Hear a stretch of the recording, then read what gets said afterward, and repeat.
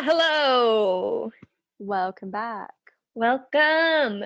Today, we are going to be talking about Memento Mori and death in the Middle Ages. Oh my goodness. Ooh. It's going to be fun. Tis the season to be morbid. And it's especially the year. Yeah.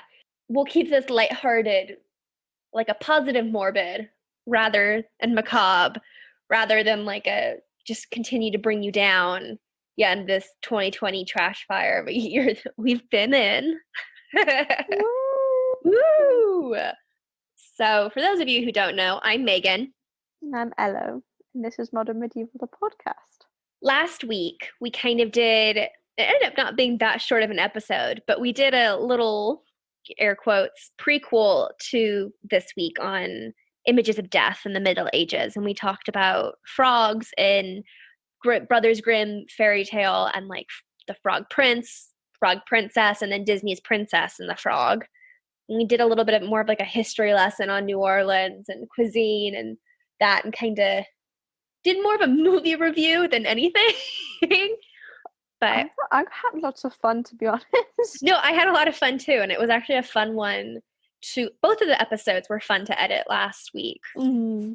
And quick side note, so I think you saw, Elo, that I titled our episode with Amelia, The Legend of the Song Was Way Bardcore. Yeah. No one got the reference that I was making. Like, no one. And at the end, when I sing the little song, so this is like in reference to School of Rock, and The Legend of the Rent was way hardcore. Oh my god, I don't think I got that until now. Jack Black. I think I only put it on the Twitter where I like linked to that scene in the movie. And I was just shocked because I feel like I kind of referenced that scene a lot, and just it was crickets on everyone's behalf. And when I was talking to my dad, he was like, sometimes you can just be a little bit too like cheeky and cute for your own good. I was like, well, at least he got it. I had to explain it to him. He didn't get it. And I was just shocked because everyone I feel has seen School of Rock. And if you haven't, watch that film because it is just so good. Problematic, like for sure, like just the overall story, but it's so good, like you just don't care. Yeah. Although again, good question to ask is, do you think that if you were to watch it now for the first time, you'd have that response to it, or whether it's because you've watched it when you were younger and have that nostalgic remembrance?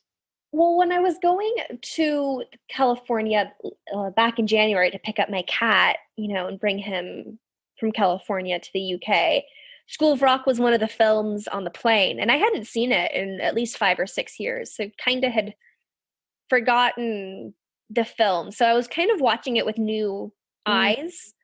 And I still really enjoyed it. I was like, okay, this teacher, Jack Black's character, like what he's doing is messed up, and the parents are fair to respond, but the parents are also kind of like really strict and slightly horrible. And if you just kind of put all that aside and just enjoy the ride that is the film and the music in it, it's still a good film. It's so great. That's my argument for it. Agree to disagree. I'm right, but we still agree to disagree. This is really the problem about agreeing to disagree, right? It's like, but actually you haven't come to any kind of conclusion, and like the two parties are set in their ways, and so basically you could have not had the conversation. It could have stayed the same. I mean, I bet it's still a little tainted by nostalgia, but I've also talked to people who have seen it for the first time within the past few years and still enjoyed it. Like, it's just kind of one of those films where you have a good time despite the flaws, I find. So anyways, for a little bit of like the reference to that, if you were like, wow, this is a weird title, that's the reference. But so we talked about like why we talked about frogs and toads last week a bit. And so I guess today we'll start off with that a little bit more as like a segue. So we said that, frogs, toads, worms, and snakes were images that accompanied images of death or a corpse. to make people contemplate their own mortality. So that's like what a memento mori is. It's like a recollection of death or a remembrance of death. It's meant to remind you that you will one day die. Yeah. So perhaps the most famous version of this is in Shakespeare's Hamlet, when our tragic hero Hamlet is walking and comes across the recently dug up bones of the old court jester Yorick. And this is the famous scene where he holds the skull and he starts the monologue, to be or not to be, that is the question. So that's like a memento mori. So when you go to the gallery and see images of people and there's like a skull on the desk or something, it's meant to be like a contemplation of death. Yeah. I mean, also the very famous case of the very famous painting by Holbein, The Ambassadors from in 1533, where you have these two worldly ambassadors. It's at the National Gallery, so in London. So if anyone has a chance of going there now or in the near future or at some point in the future, or anyway, even the internet, you can see it. And on the side, you have these two worldly ambassadors with all of the worldly goods, and then to the side you see the skull that's kind of put in a perpendicular angle. Yeah, it's called like parallaxis or something like that. Yeah. It's really, really interesting. Yeah, it's meant to be a play on like perspective. And I always thought that the skull on the ground looked like a weird, I mean, this is centuries before, CGI or Photoshop, but it looks like it was put really in does, right? That way. And it's trippy how when you move to the right angle, how it just, you're like, how was this not like that when I was standing 2 inches to the left? Because it just looks like it belongs there. Yeah, it's called an anamorphosis. And yes, that's right, anamorphosis. So like anamorph, like an object that shifts. Yeah. It's really interesting. And it's also, so when I did my undergrad, we did a whole lot of poetry on Memento Mori's, because I did 15th, 16th century French literature, which by the way, I found not my thing. It wasn't for me. But looking back on it, there's quite a few things that are very like modern medieval about it. And quite a few poems about roses and, how like the beauty of a woman is ephemeral and what is ephemeral and, what does that mean in terms of life. And it was it's so interesting how you can think about death for a little while and grasp it, or you can spend your whole life trying to talk about it and not understand it. Yeah. I mean, that's its greatest appeal, though, is that it's that unknowable and ungraspable. As you said in your dissertation, this like it's the ineffable. And I know you were talking about heaven in regard to that, but it's it is that. You probably hate me, but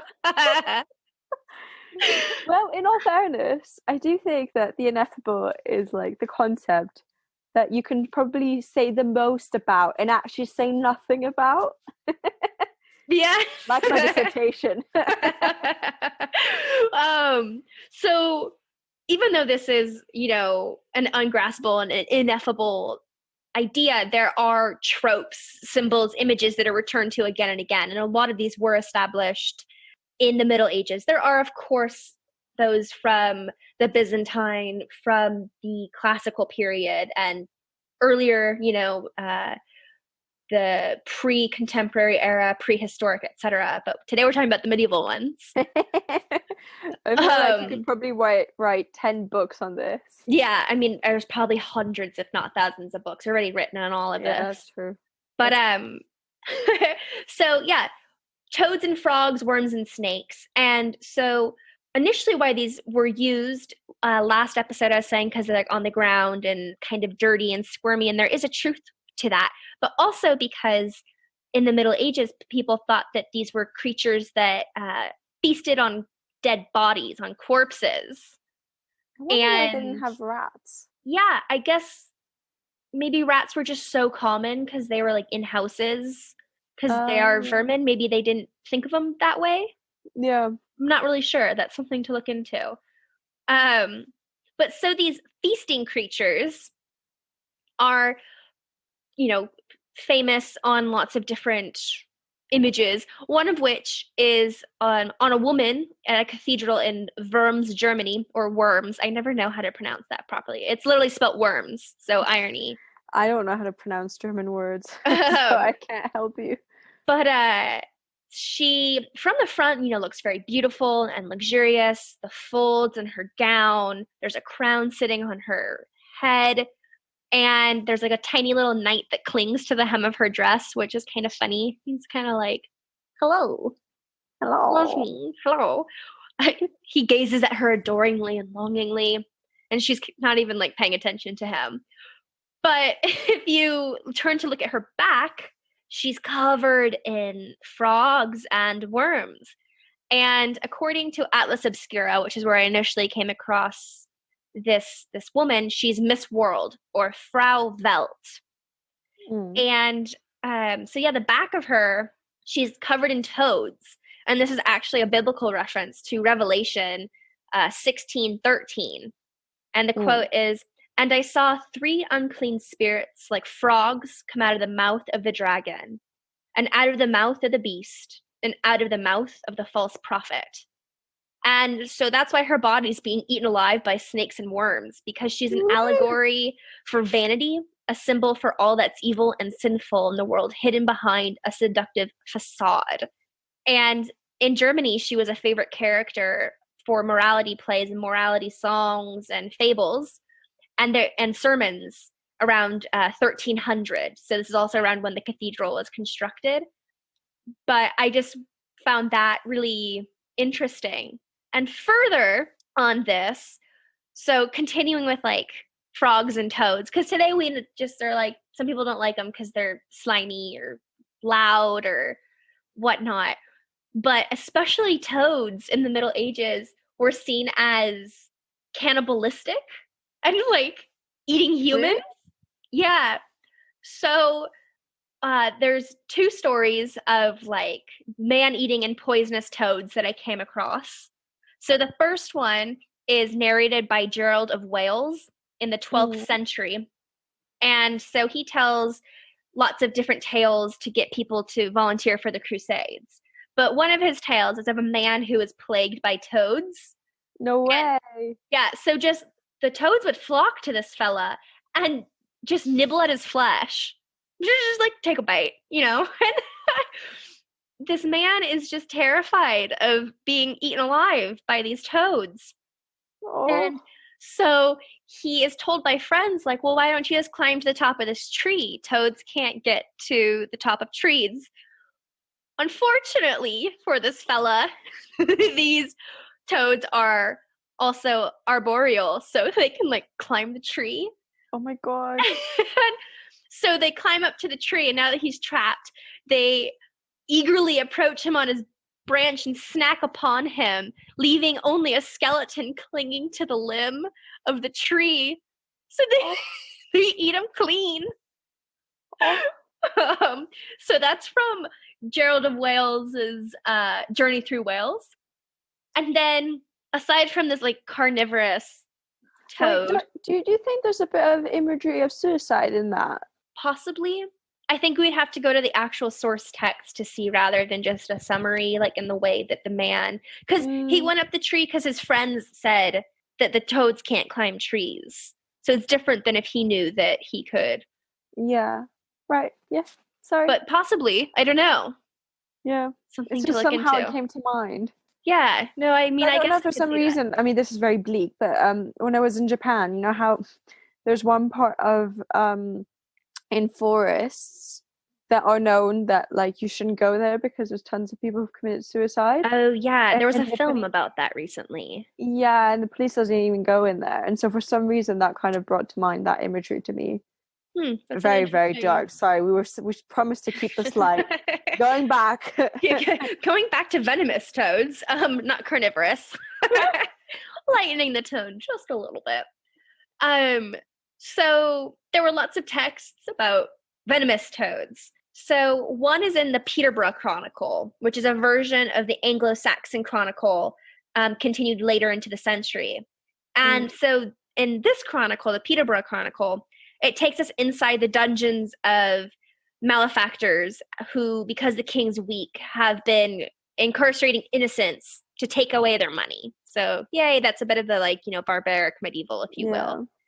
And so amongst these people, death by toad venom ranks right up there with being suspended by your thumbs and having your brains forced out through your ears. So the entry is, the quote is, "No martyrs were ever tortured as these victims were. They were hung by their thumbs or by their head, and corselets were hung on their feet. Knotted ropes were put round their heads and twisted till they penetrated to the brains. They put them in prisons where there were adders and snakes and toads and killed them like that." You know, fun. And then there's one other one about toads that I want to share. It's quite similar, and it comes from Thomas à Monmouth's Life of St. William of Norwich. And so, yet again, we're in a dungeon, because if we're thinking of venomous toads in this lens, they are usually going to be used in some sort of like torture or punishment rather than like venomous toad biting the peasant in the field. Because I don't think toads are generally venomous. I think the only ones that are known are like in South America, like the poison dart frog. That's a frog. Yeah. I'm not a biologist, though. I'm not either. I had a feeling that there were more. There probably are. But I don't know if they're like in Europe. I feel like that would be something. Perhaps. Yeah, maybe they were all like eradicated. But this is a little excerpt from the Life of St. William of Norwich, where it says, "There was then a woman of Brandney named Weimar? I don't know. It's Wimarc. Who knows?" So, W, who in the time of Stephen, when the days were evil, was given as a hostage at Gainsborough for her husband who had been taken by pirates. In his stead, she was committed to prison with 3 other women and 1 man. And there she remained for a long time. These people, after long enduring miserably cold, hunger, stench, and attacks of toads, began to plan in concert the death of their gaoler. So, surrounded by these toads and their attacks, the prisoners squeezed venom from some of these threatening but oddly handy amphibians, and then mix that into the gaoler's drink. However, the gaoler suspects treachery, and he forces them to drink the drink instead. And so all but Wimarc perish from toad poisoning. Oh my god. I wonder if that's why mushrooms are called toadstools. Those are poisonous ones, like the Mario ones. Sorry, that was a random that's actually very possible connection. Not part of this story. We can return to that. So, Weimark's flesh swells grotesquely. Her skin nearly tears open. She's finally released from prison, and for 7 years, Weimark is possessed of the body, not of human being, but of, quote, some portentous new monster, end quote. So she's wandering the world in this swollen and nearly bursting form. However, there is a happy ending to this story in that after a pilgrimage to St. William's Shrine in Norwich, she is cured, for she vomits the toad's venom over the pavement in front of the shrine, where, quote, there was enough of it to fill a vessel of the largest size. And she is restored to her slender figure. Well, there's some toad lore for you. The boons. So yes, that's why toads especially, and of course snakes are, venomous. They're known for that. Frogs, they're the cousin, brothers, whatever of toads. So I could see that, being related. And then worms they live in the ground. They do technically eat on corpses because they're like maggots and other squiggly, crawly, creepy crawlies. Ugh. Ooh. I find that a bit gross. I mean, I know it's gross, so it's not like I find it gross. I mean, as if I'm the authority on this, but it's a strange thing to think about. Yeah. What happens to your body once you've left it. Yeah. I mean, I've gotten really into looking at like mortuary studies and, on my grave walks, contemplating that. And it is really curious. And I was looking into safety coffins yesterday because a podcast that I listened to, Buffering the Vampire Slayer, it kind of came up briefly in their episode where they were talking about a character that was like, they should have buried them with like a shovel and a trowel so they could dig themselves out of their grave. And my brain went like, oh yeah, that's like in the Victorian era when lots of people were buried with like bells attached to the corpses so that if the person was actually buried alive, they could ring the bell. And there was this whole phenomena of different ways, you know, like trap doors, ways to get fresh air in, food tubes, air tubes. It was like a whole thing in the 17th, 18th, and 19th centuries.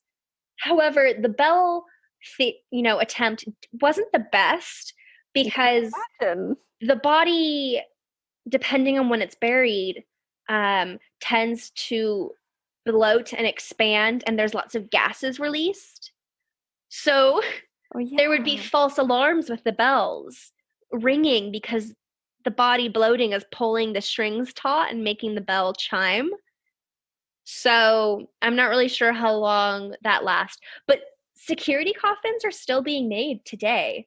There's one now that has like a electric button you can push if you're buried alive, and it'll send a beacon out. I think it's kind of amazing, really.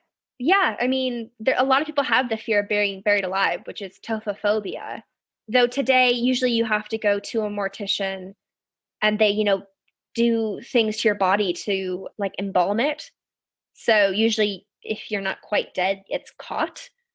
I mean, there was just that woman about a month ago that woke up at the mortuary because even like the medical professionals were like she didn't have a pulse. She wasn't breathing because she was in such a deep like catatonic state.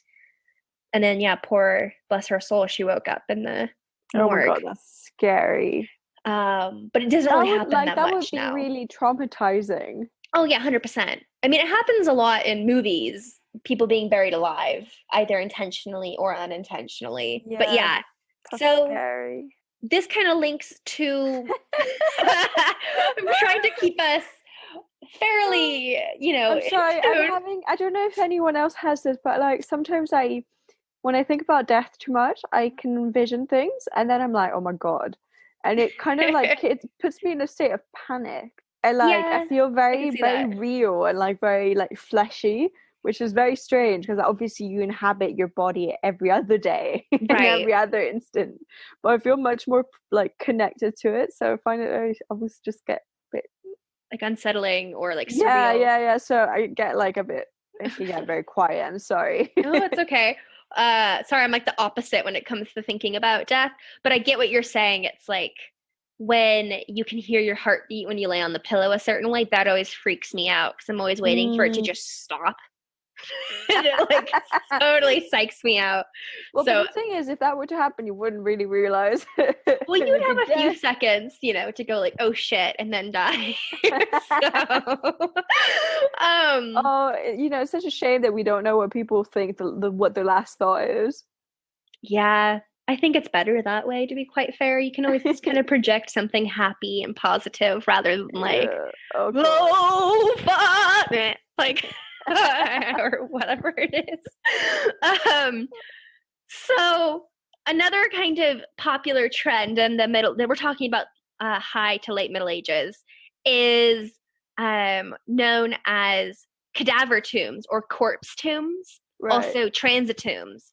So these are tombs that show either just the decaying body rather than like a, idyllic, exalted version of the body, or one that has both of those images. So usually rather than just a skeleton, you'll find the corpse in different states of decay, the bones sticking out through the flesh, the face looking super mummified. And I love these kind of tombs. I think that they are just like bizarre and fun. One that you can find really easily on Google, it's like the most popular one that you find, is of John Fitzalan, Earl of Arundel, at the Arundel Castle Chapel. And Arundel is Arundel, not Arundel like from Lord of the Rings. Different thing. Yeah, like there's a cadaver withering away, and then there's like a nice gothic kind of structure that then creates a table that the like nice figure is lying on top. And then, Ello, I bet you probably are aware of this in a way. One of the most famous kind of late medieval to early Renaissance, kind of that pivot time, is Masaccio's painting at the Santa Maria Novella in Florence, Yeah, which is the that was Fresco the beautiful. Trinity. Mm.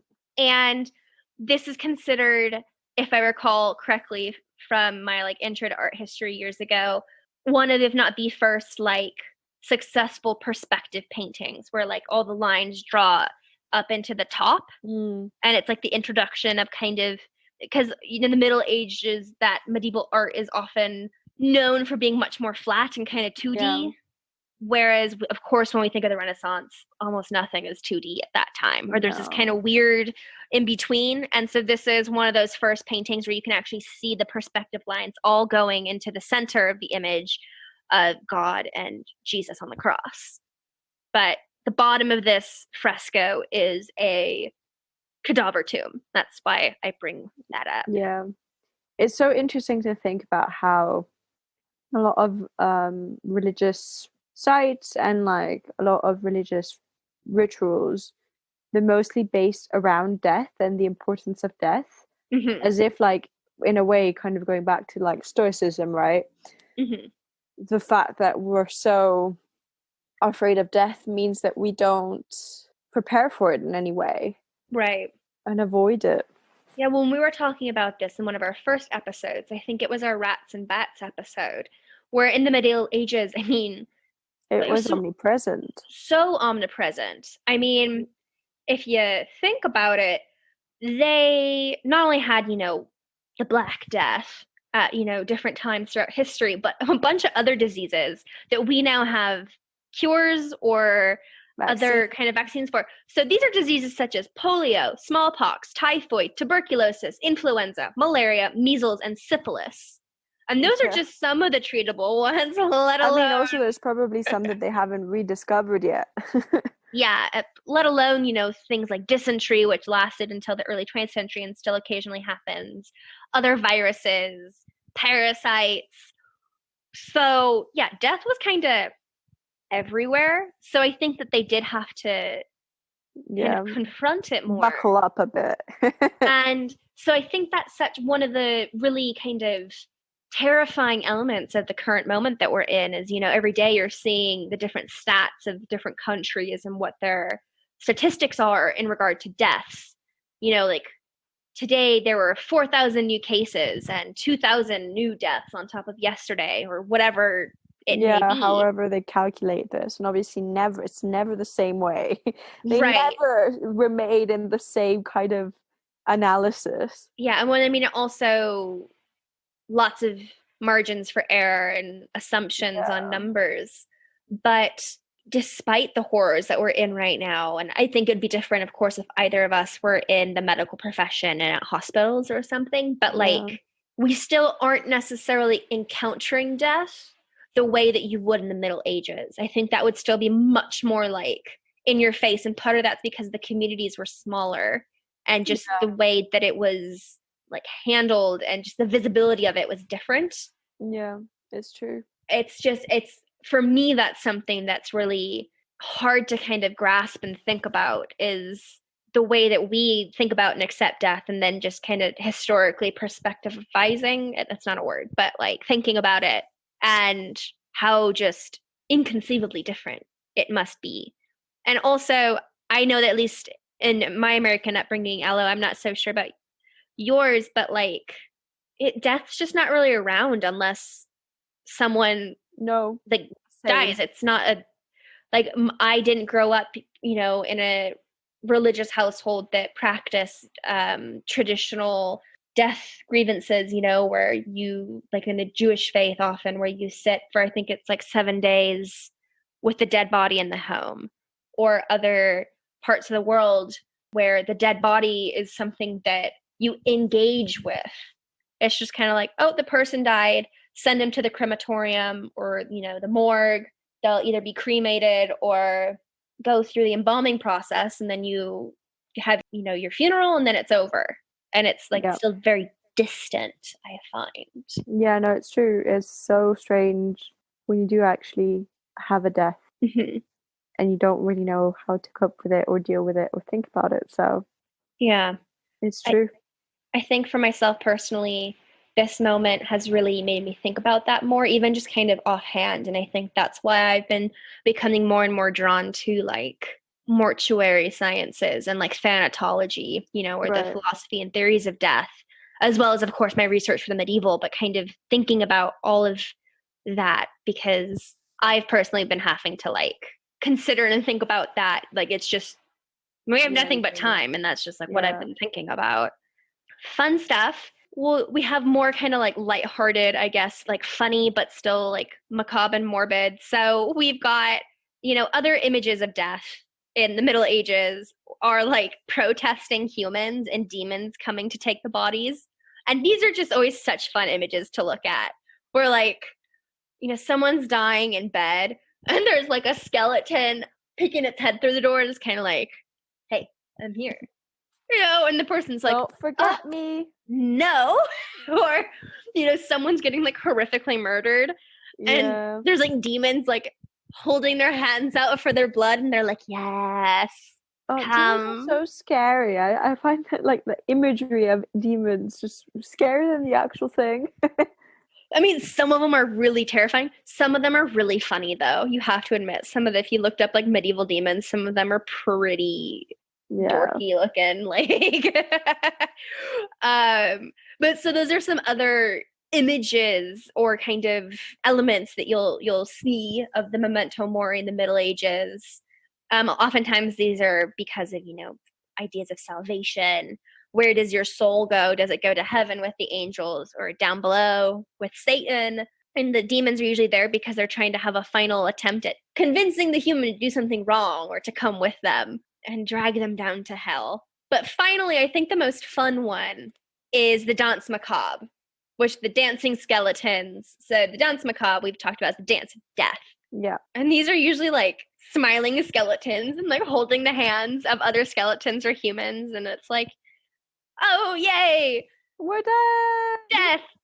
And we've talked about this scene before, but the end of the Seventh Seal ends with the Danse Macabre scene. And that's like kind of the snapshot of the film is usually like either that scene or when Death's playing chess on the beach. Those are kind of like the two moments I think that are the most identifiable. But yeah, Danse Macabre is so fun. I think that like Oingo Boingo has a song about that and 80s like pop band that sings about skeletons and blood and vampires and werewolves and they're great. We should maybe that should be the intro song. They're so much fun for this time of year.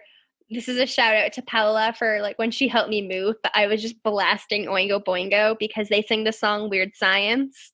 Weird Science. She did not know what was happening and I was so into it.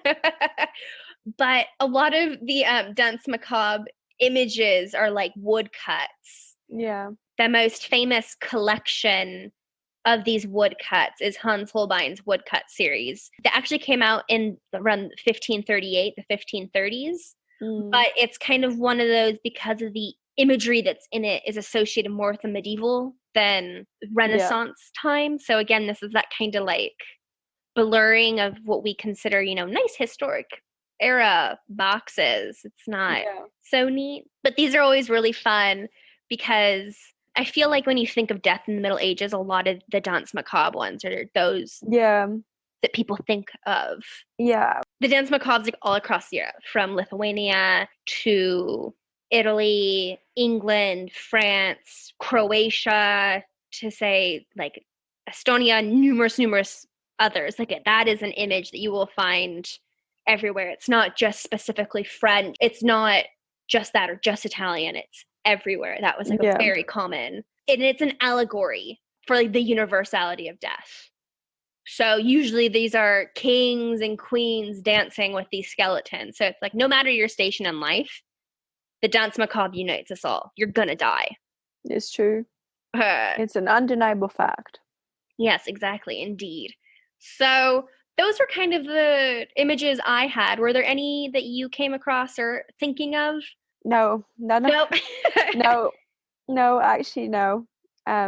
You've said them all. But I mean, it's interesting to think alongside what you've said, because it's obviously very compelling. And it's also so different to how we think of things, which kind of, it gives it more of an attraction, makes you more attracted to it in this time of year, to think about it in these terms and what those traditions would have meant, and also what that would have meant in terms of how you live and what you choose to do and how you think of the future. Everything's determined by that. Yeah, no, definitely. And this will definitely be something that we piggyback on with next week. Next week. Because speaking of, this time of year, so next week we have Halloween on Saturday. We have All Saints Day on the 1st and All Souls Day on the 2nd.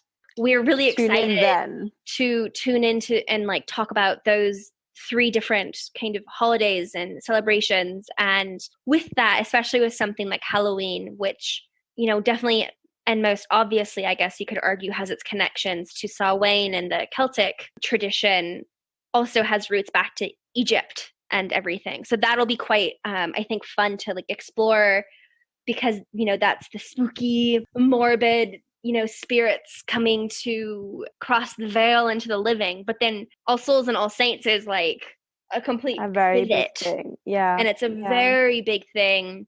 Like, Ella, you sent me that link. So in Italy, it looks like it. I know that in Poland it is, because I was in Poland for my first research trip. But in America, it's like not really a thing. I know in France, it's a thing, because we celebrated it once in one of my French classes.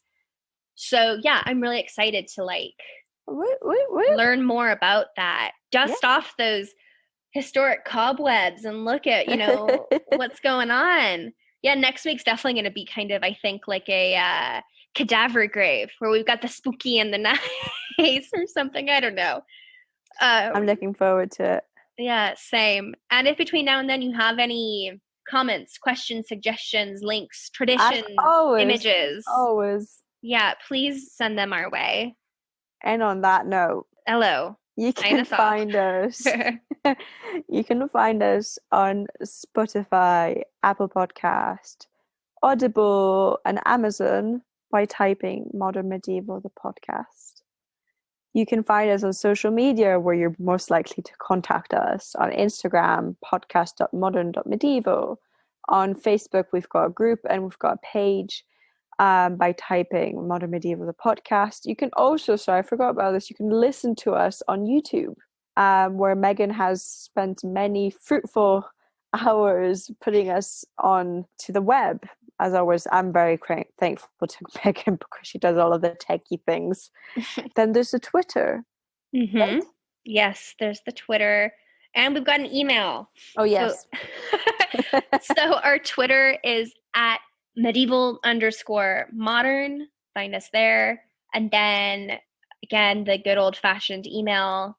And that is modern.medieval.podcast@gmail.com. And I think those are all our platforms. I'm pretty sure we cover them all. Yeah, I think we've done a pretty good job with the net. Yeah, I think we're like on enough platforms. Yeah. Until next time, I'm Megan. And I'm Ello. And this is Modern Medieval, the podcast. Yeah. Oh, otherwise.